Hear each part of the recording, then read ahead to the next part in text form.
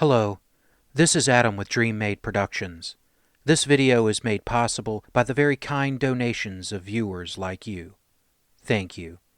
If you are in a position to help this channel improve quality and grow, please visit my Patreon page at www.patreon.com/DreamMadeProductions, linked below.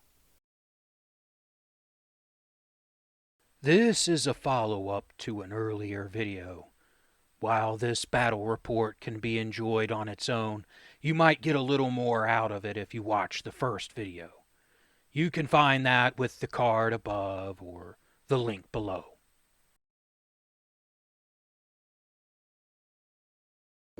It is the 31st century, and mankind is once again at war.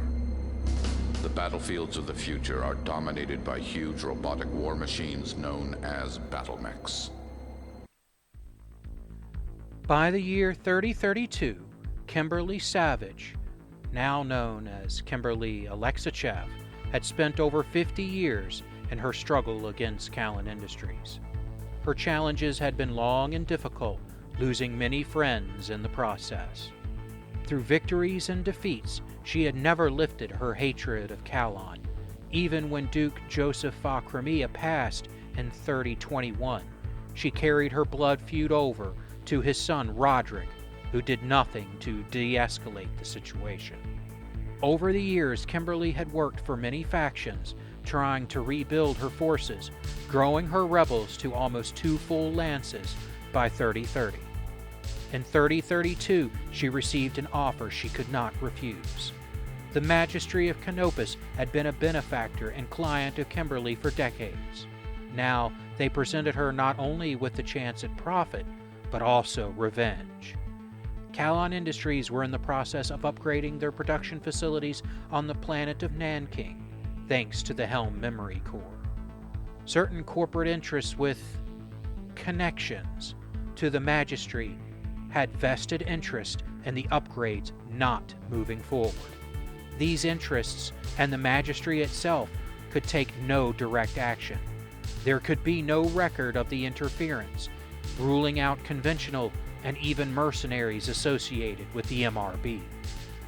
Fortunately for the Cabal, Kimberly's forces, the Riley's rebels, were officially pirates and criminals.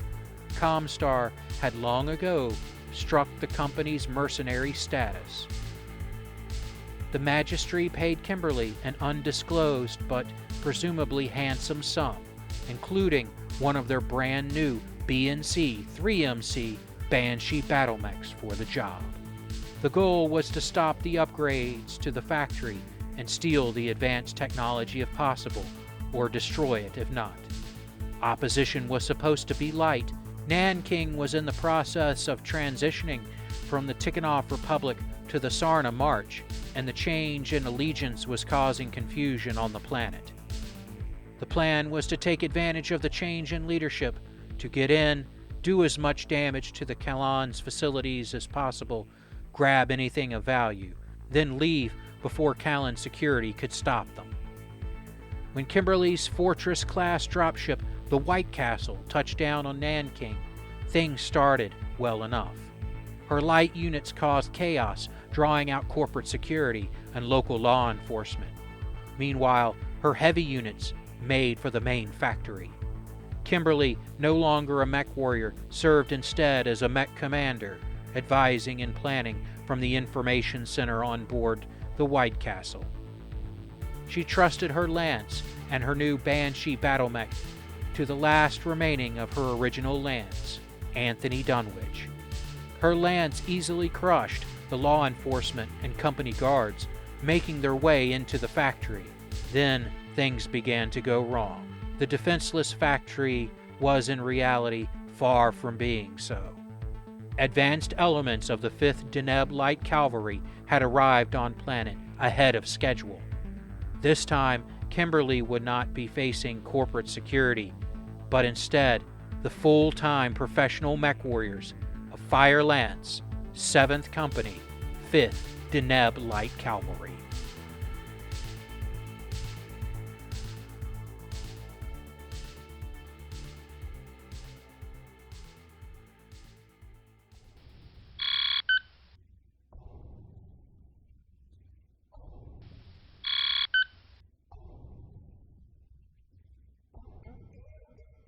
Turn 1.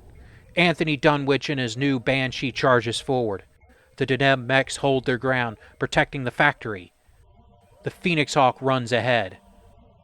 The Centurion and Warhammer also run forward. The Crusader targets the Phoenix Hawk with both LRM-15 banks, scoring hits on the center torso and right leg. The Phoenix Hawk hits the Griffin in the left torso with his large laser. The Centurion fires both his AC-10 and LRM-10 at the Crusader, the AC rounds crashing into the center torso. Anthony fires his Banshee's AC-10 and PPC at the Crusader, autocannon rounds further damaging the center torso. The Jaggermech opens up with his full arsenal. Most of the weapons miss, a medium laser melting armor off the Phoenix Hawk's right arm, while the AC-2 rounds explode against the armor of the center torso. The Griffin fires his PPC at the Phoenix Hawk, hitting the left torso. The Wolverine fires his large laser and both medium lasers at the Phoenix Hawk, but misses. The Warhammer fires a PPC at the Crusader, but also misses.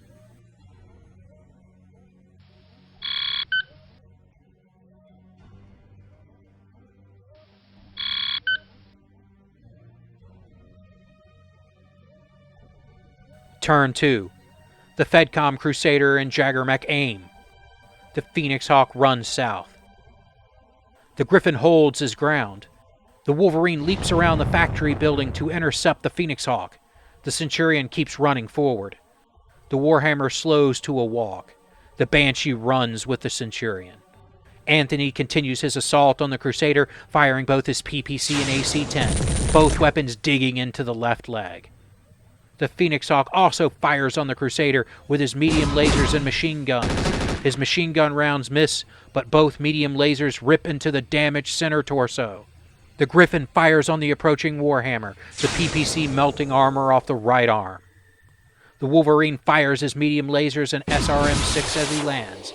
The missiles fail to track, but a laser scores a hit on the mech's thin head armor. The Crusader targets the Phoenix Hawk, firing both medium lasers, both SRM-6s and his machine guns.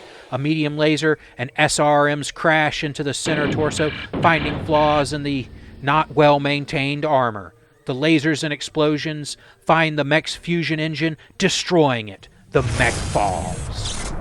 The Warhammer targets the Crusader, unleashing both PPCs, hitting the right arm and center torso. The charged particles smash into the gyro, heavily damaging it.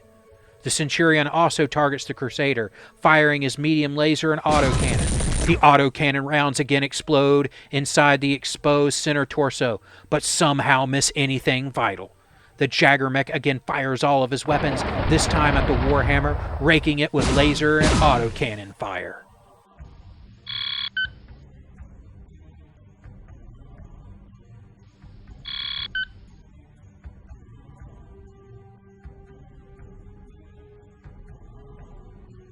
Turn 3. The Griffin jumps back with the Wolverine.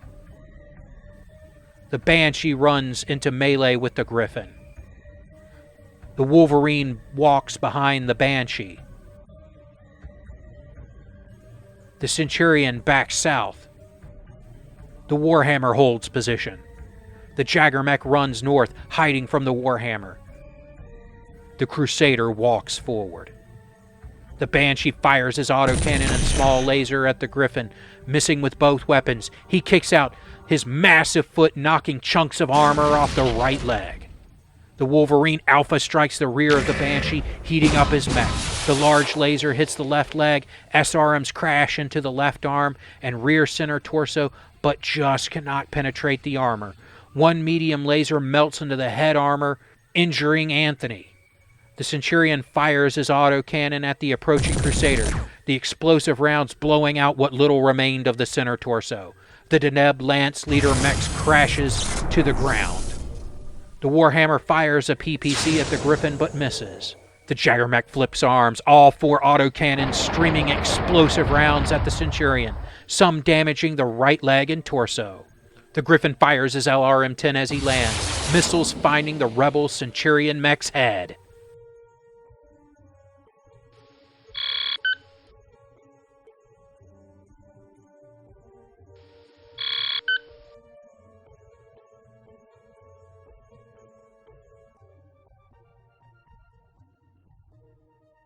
Turn 4.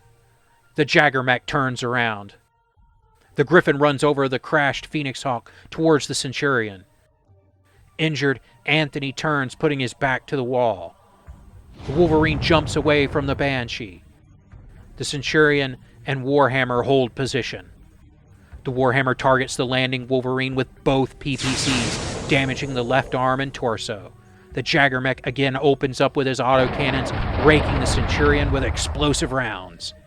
The Griffin fires his PPC at the Warhammer but misses. The Wolverine returns fire on the Warhammer with his SRM-6 as he lands. The missiles fly wide. The Centurion fires his AC-10 and medium laser at the Griffin, the autocannon rounds hitting the center torso. He secondary targets the Wolverine with his LRM rack but misses.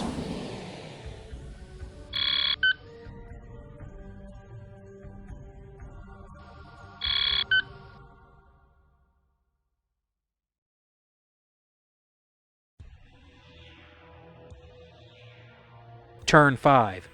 The Warhammer backs away from the Wolverine. The Jaggermech holds, aiming. The Griffin jumps north, joining the Jaggermech.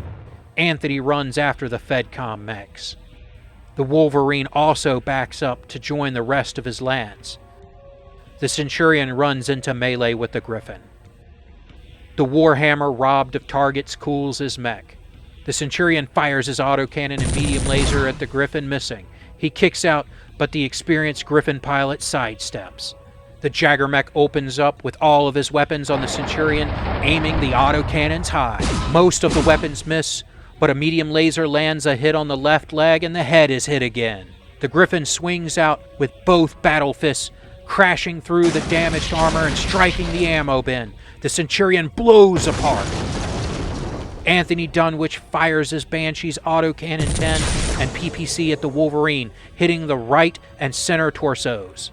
The Wolverine replies with his large laser, melting some armor off the right torso.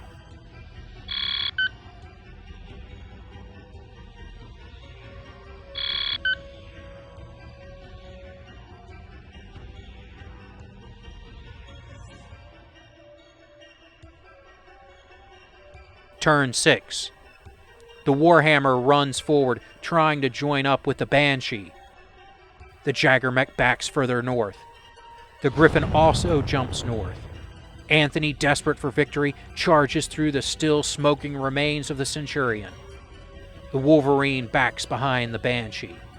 The Wolverine again heats up his mech, firing his full arsenal at the rear of the Banshee. Lasers and missiles slamming into its rear. The large laser going high, hitting the mech's head. Kimberly screams as her only remaining childhood friend boils away in the weaponized light. The Jaggermech uses his autocannons to rake the Warhammer with fire, damaging the left arm and leg. Alone and significantly slower than the Wolverine and Griffin, the Warhammer pilot surrenders and powers down.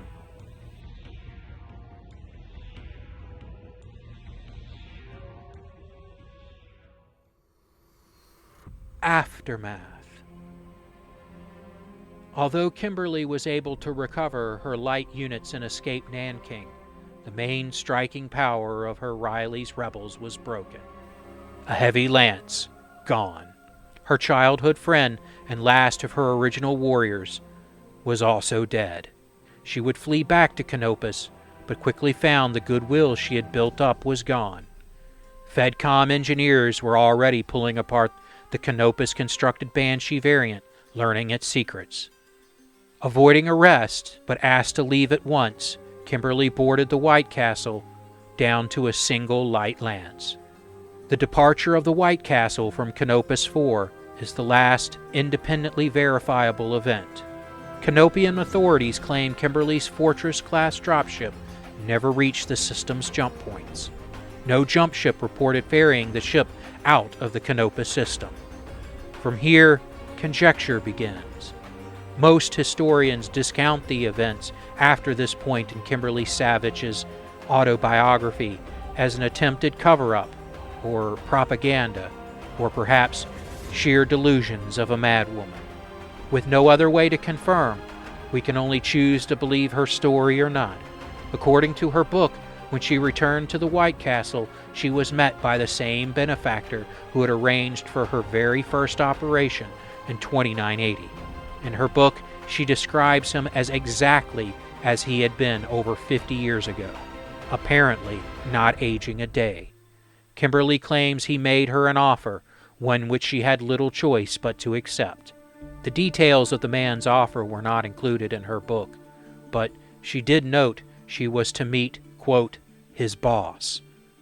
According to Kimberly, her benefactor advised her crew to set course out of the system to deep space. Against their better judgment, the crew complied. After weeks of travel, Kimberly's book claims they were contacted by a vessel that, at the time, should not have existed. Kimberly claims that in 3032, her dropship rendezvoused and docked with a warship. Kimberly offers some details about the ship, noting its bright red appearance and claiming it mounted not only naval-class armament, but also nuclear weapons. As proof, she provides a scan of the ship, recorded optically from a handheld camera taken, she claims, before the ship departed after ferrying her group out of Canopus space. The image in her book is low resolution, but with enhancement and digital reconstruction, the image appears to be that of a modified Texas-class battleship. Kimberly goes on to say that her meeting with this boss character took place aboard the ship. She claims she was told, quote, the truth and a secret. Kimberly says little to elaborate on the supposed revelations. While the photo appears genuine, there is no way to ensure it was taken when and where Kimberly claims it was. Proper warships were long since gone from the inner sphere in 3032, but images and general historical facts did remain. The image and few details provided could have been gained from historical records. Kimberly's writings are more than not dismissed. What can be agreed on is that Kimberly Savage would vanish for another 2 decades. Her book lacks real details on what happened for those 20 years. What is certain is when she returned, both her next attack on Kallon and indeed her physical appearance would both be unexpected.